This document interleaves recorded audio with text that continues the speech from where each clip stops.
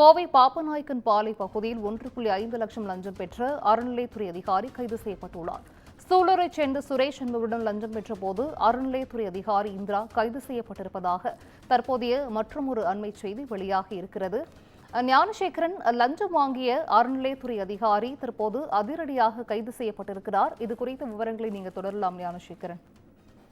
வணக்கம் சிந்திஜா. கோவை மாவட்டம் சூலூர் வட்டம் பாப்பம்பட்டி பகுதியில் உள்ள ஒரு கோயில் நிர்வாகம் தொடர்பாக சுரேஷ்குமார் என்பவருக்கு சாதகமாக நடவடிக்கை எடுக்க இந்து சமய அறநிலையத்துறை உதவி ஆணையர் இந்திரா லஞ்சம் பெற்றதாக குற்றச்சாட்டு எழுந்துள்ளது. முதல் கட்டமாக ரூபாய் 3 லட்சம், பின்னர் ரூபாய் 2 லட்சம் என லஞ்சம் கேட்ட இந்திரா இறுதியில் ரூபாய் 1.5 லட்சம் பெற சம்மதித்தார்.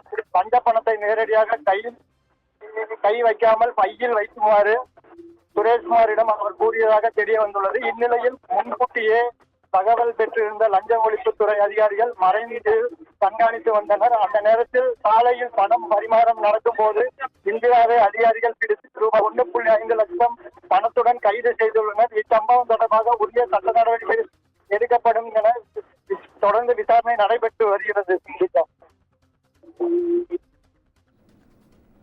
விவரங்களை வழங்கியமைக்கு நன்றி ஞானசேகரன்.